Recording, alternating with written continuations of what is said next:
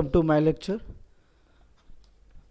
In this lecture, I am going to discuss about object-oriented paradigm. What are various categories of object-oriented paradigms? What is the difference between object-oriented and procedure-oriented?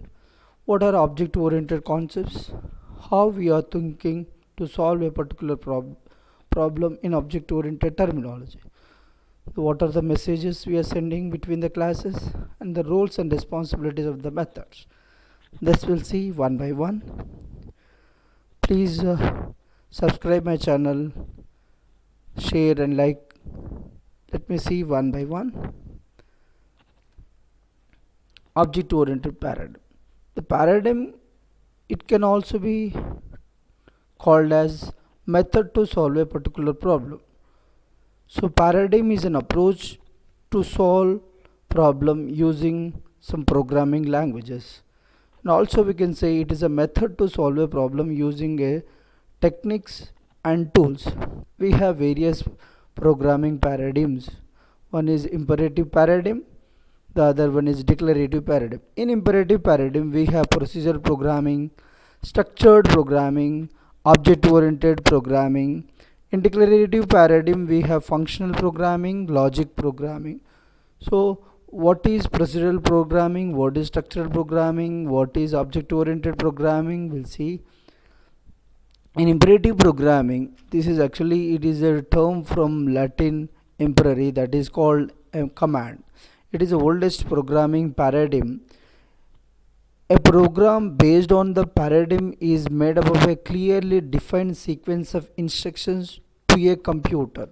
All the instructions are clearly defined, which is given to the computer. Imperative language is a series of commands which specify what the computer has to do when in order to achieve a desired result.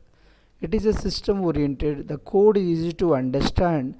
Many lines of source text are required to describe paradigm. The examples of imperative programming languages are Fortran, Java, Pascal, Algol, C, C Sharp, C++, Assembler, Basic, COBOL, Python, Ruby, etc. These are examples of imperative paradigm. These examples we can see here. So this is a simple sequence of instructions, sequences of instructions or commands we are given to the computer to solve a particular task. Coming to declarative. Declarative programming is a high-level programming concept which is opposite of imperative programming. It's found in basically in databases and configuration management software. So it is paired with a domain-specific language. Declarative models are rely on pre-configured capabilities in the language to accomplish a task without explicitly case-by-case instruction what steps to take. This is a declarative. Just we are writing only the one line statement here. We are not writing sequence of instructions in this declarative. In declarative, function programming comes under declarative. The languages are specifically designed to handle symbolic computation and list processing application. So examples of this is functional programming is based on mathematical functions. So the examples for this, Lisp is a declarative, Python is declarative, Erlang is a declarative, Haskell is declarative, Clojure is declarative. So various declarative function programming languages these. And coming to the logic programming is a programming paradigm.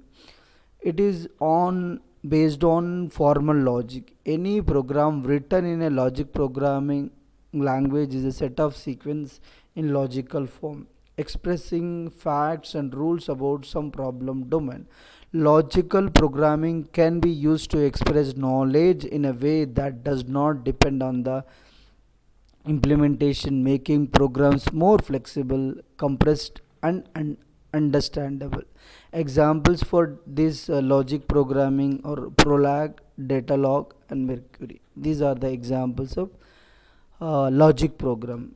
Now coming to what are the differences between the procedure oriented programming and object oriented programming. Why we are going for object oriented programming?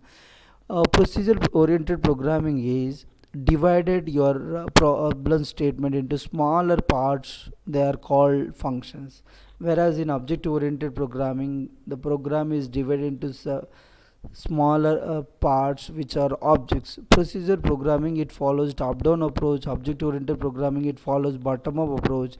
There is no access specifiers in procedure programming to prevent the data, whereas in object oriented programming we have access specifiers to prevent our data, provide the security for the data, private, public, protected, etc.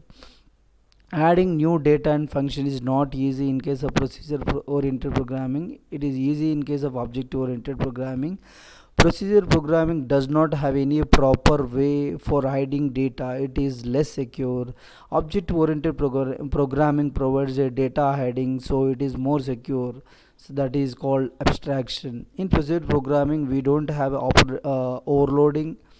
Here we have overloading in object oriented programming. So unit of programming is function, unit of programming is class in case of object oriented. So productivity is very low, productivity is very high in case of object oriented programming. It is not easy to maintain project if it is too complex. If it is easy to maintain the projects. So examples for this: procedure oriented, Fortran, Pascal, Basic. These are procedure oriented programming. C++, Java, Python, C Sharp. So various object oriented programming languages. Now what are object oriented programming concepts we have? So in object oriented programming, these are the basic principles of object oriented programming. One is object, class, inheritance, polymorphism, abstraction, and encapsulation. What is an object?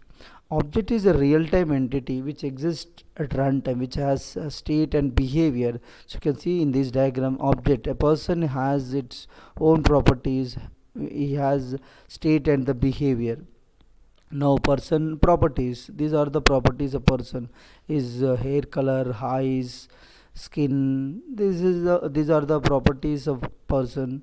The coming to the attributes here: hair color is an attribute, eye color is an attribute, skin color is an attribute. These are representing the state of a object. Now coming to the behavior, so the person can walk, the person can play the games, the person can study, the person can sleep, he can eat. So these are the behavior. Coming to the Java, so these are defined in case of methods in case of Java here. So heat is a method, sleep, walk, play, study, these are the methods, right? This is the object which exists at random. So in Java, building code into individual software objects provide a number of benefits. They are modularity, information hiding. So modularity is the source code for an object can be written and maintained independently, so of the source code for other objects. Information hiding, the details of the internal implementation remain hidden from the external world. Code reuse, if an object already exists, you can use that object in our program. So now coming to the class. The class is a blueprint or template of a system here. So person is a class, a person is having a data members, they are attributes. So person is having a methods, that is a behavior we are defining in the form of methods. So these are the attributes. The person name, this is a value for this person, so value is assigned to this attribute, assigned to this attribute, assigned to this attribute. So suppose to define is behavior, so we will use a method. A class can be created in the following way in case of Java: class name, so data members, and the methods. Object is a software bundle of related state and the behavior, as I explained you earlier. So software objects are often used to model the real world objects that you find in everyday life. So the in object oriented terms, we say bicycle is an instance of the class of the objects known as a bicycle. A class is a blueprint from which individual objects are created. Java class can maintain fields and the method. That's what I have explained you. Fields means here data members, methods, their behavior. So in case of C++, these fields are called data members. So methods like a C++ member functions. In case of Java, we are calling it a attribute and methods. So we are saving with the .java file in case of Java. So each field can be accessed with the access modifiers. That's what more secure in case of object oriented programming. So private, if it is a private, that can be accessible only inside the class. So accessible only in this package if it is a package. Protected, accessible only inside the package and also in a subclass of the class. Public, it can be accessible anywhere in the class. So so this is access modifiers. Class variables, in class we can define three types of variables: local variable, instance variable, and static variable. A local variable is a variable which is created inside within the method or constructor or a block. So that is a local variable which is local to the block or a method or constructor. Once you are coming out of the block, the scope will be destroyed in case of local variable. Instance variable is a variable which is declared inside the class, declared outside a method. For instance variable, access modifiers can be given, so supposed to prevent the data, so which is visible for all the methods, constructors, and blocks. Also default value of numbers for instance variable is 0, for boolean false, for object references it is null. So that is all about instance variables. Now coming to the static variable, it is a class variable. A single copy of each variable for class is to be shared by all instances of the class. Static variables are stored in a static memory. It can be accessed within the class. We can access with the class name only. So it can be initialized only once in the class. That is static variable. So variable can be declared as static. Method can be declared as static. So same. So we will use a keyword called a static keyword to define a static variable, a static method. Static fields, we use class variables, so they are also known as static fields. When you want to share characteristics across all the objects within a class, we will create a variable or method as a static. So the as like a static methods are class methods only. So similar to class variables can be invoked without having any instance of the class. So we can invoke the method directly with the class name only. So in Java we have here static java.language.math package are all class methods. Here you can not call non-static methods from inside a static method. So now what are object oriented concepts? Here we have object oriented concepts, abstraction, object, class we have completed. Coming to the abstraction, abstraction is hiding internal details and showing only the functionality. You can see in this diagram here, so the person need not to know how they are implemented the ATM machine. Just he is accessing the functionality whatever is exist in this machine here. This is hiding the internal implementation, showing what he wants to do with that system. That is abstraction. Coming to the encapsulation, binding the data and the data, wrapping up the data and the code is encapsulation. So here, so the capsule, so it is completely packing with this medicine methods and the variables into single unit, which is called a encapsulation. So to hide the components from external access, that is encapsulation. The purpose of encapsulation is for security purpose. We use encapsulation. Binding code and data together into a single unit is called encapsulation. This diagram which explains the, so you are binding this medicine into this pack here, so which is capsule. Now inheritance, coming to the inheritance, acquiring the properties from one class to another class. To use reusability purpose, we use a encapsulation. It saves our time, it saves a lot of effort when we use a inheritance. Once we define a class, this class can be inherited to several classes here with this concept. So vehicle is a class, that is a super class which is defined it. The once you define it, you can access from, we can access this vehicle class in car Alto. So very important. This is subclass of this vehicle class. Alto is a subclass of car. So like this inheritance is just acquiring the properties from one class to another class. The main purpose of encapsulation, inheritance is reusability.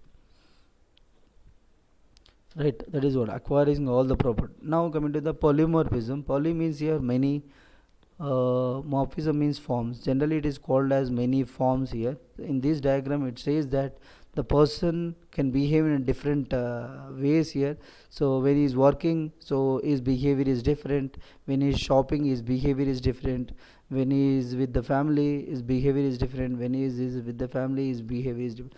One person is acting in a different directions here. That is called polymorphism. Polymorphism can be divided into two types here: static and dynamic polymorphism. That is, static is also called as compile time polymorphism, which is also known as the static polymorphism, achieved by method overloading. That is compile time polymorphism. Runtime polymorphism can also be called as dynamic method dispatch here, which can be achieved by method overloading. This is all about object oriented concepts here.